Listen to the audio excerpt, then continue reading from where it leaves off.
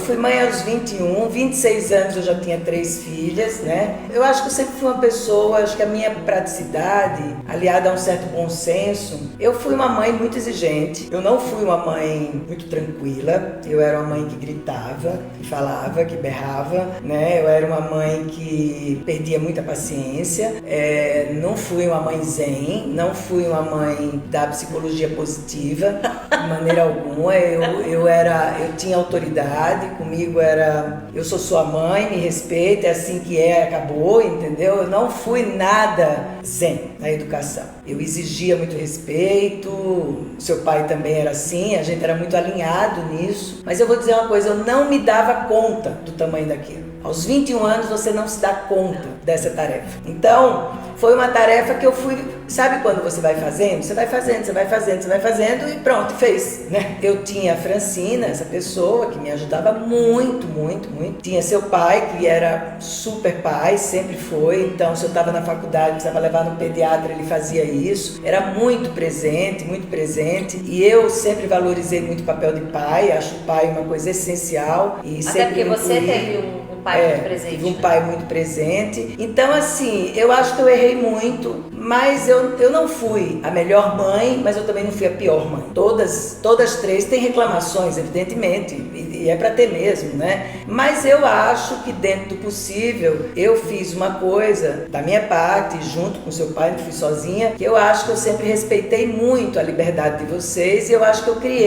tentei criar vocês para que cada uma fosse seguir seu caminho, e cada uma seguiu mesmo. Então, assim, eu não sou uma mãe pegajosa, eu não sou uma mãe que fico ligando o dia inteiro, eu não preciso disso, nem precisa ligar para mim o dia inteiro, nem precisa almoçar comigo todo domingo, nem todo sábado, eu não sou ligada nisso, mas porque eu acho que família tem que ser um lugar que você goste de voltar. Então, eu não quero que minhas filhas falem assim, tem que ir lá na casa da mamãe, entendeu? Porque tem que almoçar no domingo, que saco, eu não quero isso. Não, na verdade eu sou assim, meu Deus, acho que minha mãe não acordou ainda, Renato, eu queria ir lá na casa dela, mas acho que eu não posso chegar 9h30 porque ela vai estar dormindo domingo e tal. E ele, nossa, seus pais estão muito jovens, né? Que delícia. A gente tem uma vida assim, então eu acho que cada um seguiu o seu caminho. Eu tenho 2 filhas que moram fora e eu sou muito tranquila com isso, muito tranquila, não tem problema nenhum com isso, sinto saudade dos meus netos, mas não sou uma pessoa que tenho essa gana da família. Entendeu? Família sagrada. Família tem que estar todo mundo junto. Família junto demais só dá problema. Então eu gosto da família junto, mas eu gosto que chegue uma hora que cada um vá pro seu canto e que saiba que tem uma hora que eu quero ficar sozinha, que vocês também querem, que tem a privacidade de vocês. Mas assim, adoro minha família, adoro sair para almoçar fora com todo mundo, adoro visitar minhas filhas, mas assim, quando os meus netos nasceram, que eu fui ficar muito tempo nos Estados Unidos com eles, eu nunca fiquei na casa de ninguém. Eu alugava Airbnb, porque eu me conheço. 6 da tarde, eu quero ir embora. Eu quero ir pro meu canto, eu quero ir pro meu cinema, eu quero fazer minhas coisas. E as minhas filhas, eu acho que entendem isso super bem. E eu acho que essa é a condição pra gente viver bem. Como mãe, realmente, eu não sou uma mãe melosa. Não sou. Não sou uma mãe de ficar nada disso. Não me meto na vida de ninguém. Mas porque eu sou uma apreciadora da liberdade individual. Desde que não faça mal ao outro. Então... Mas mãe, quero reiterar uma coisa aqui. Uma frase sua que eu uso na minha cabeça. Quando eu começo a bater uma culpa de mãe, eu falo: bom, a mãe é aquela que tem disponibilidade pros filhos. Não é que está necessariamente 24 horas do lado do filho. Como você falou, às vezes a gente fica 24 horas do lado do filho e é um dia mais caótico do que aqueles que você tem alguns bons momentos e profundos momentos de disponibilidade, mas você sempre foi uma mãe muito disponível. Então, é verdade, eu acho que isso eu não abro mão da disponibilidade. Então, se qualquer uma precisa, para qualquer coisa, se eu tiver que cancelar tudo para atender uma filha, eu cancelo tudo. Se eu tiver que cancelar tudo para atender o meu marido, eu cancelo tudo. Entendeu? Eu não sou uma pessoa que trabalhe para mim, eu gosto muito, mas ele não é ele que define minha vida, ele é uma das coisas da minha vida. Para mim existem coisas assim que são inegociáveis, então Se você precisa, se você quer falar comigo alguma coisa que é importante, eu tô ali. Agora, isso não quer dizer que eu seja uma pessoa que preciso de uma família que ande em bloco, todo mundo no mesmo lugar, todo mundo aqui, todo mundo com seu pai, com meu marido, é a mesma coisa. Ele faz as coisas dele, eu faço as minhas. Mas porque eu acho que conexão não depende disso. Eu acho que conexão depende do que você vive com aquela pessoa. Então, assim, eu me considero uma pessoa muito disponível para vocês como mãe. Todos os momentos muito difíceis eu estive junto, eu estive perto, nunca reguei, como se diz, nunca fiz ouvido de mercador, tá? Tô ali, porque se eu tinha um congresso para ir e uma filha estava passando por um momento difícil, pode ficar certo que eu não ia. Então, eu acho que quando você é uma pessoa que profissionalmente quer crescer muito, entendeu? Tem essa missão boa aí de crescer, às vezes fica difícil você fazer isso. Então, eu hoje tenho uma vida profissional que é assim, trabalho muito, atendo muita gente, mas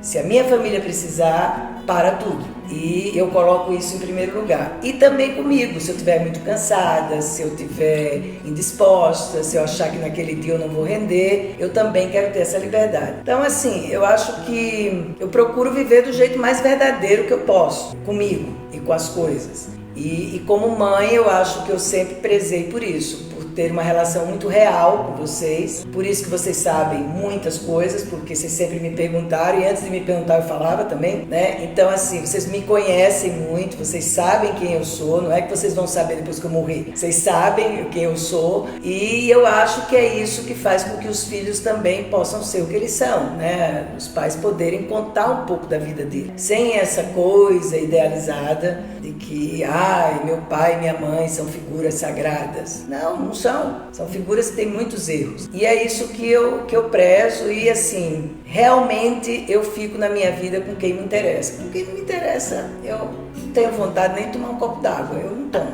E ela é exatamente assim. E às vezes eu falo, mãe, tudo bem, não precisa falar assim nu e cru tudo. Eu preciso, eu falo mesmo, qual o problema? Eu acho isso não, eu não ofendo ninguém, eu sou super educada, nada disso. Mas assim, se você me chamar para um lugar, vai ter essas pessoas, não tenho identificação, então eu não vou. Aí eu prefiro ficar vendo minhas aulas, eu prefiro ficar escrevendo, eu prefiro ficar respondendo as pessoas no Instagram, eu acho muito mais interessante. Então eu acho que acontece comigo um problema muito sério, porque eu gosto muito de ficar sozinha, eu sei ficar bem sozinha, e quanto mais você aprende a ficar sozinha é complicado, porque mais você fica sozinha. Então, um dia desse eu estava falando com o meu terapeuta, eu estava dizendo para ele, puxa, como vai ser quando eu ficar velha e não conseguir não ter as amigas para ir almoçar? Ele falou, e aí você chama o cuidador, a cuidadora, e vai almoçar com ele, tá tudo certo, não tem problema, né? Então, assim, porque você faz uma vida muito,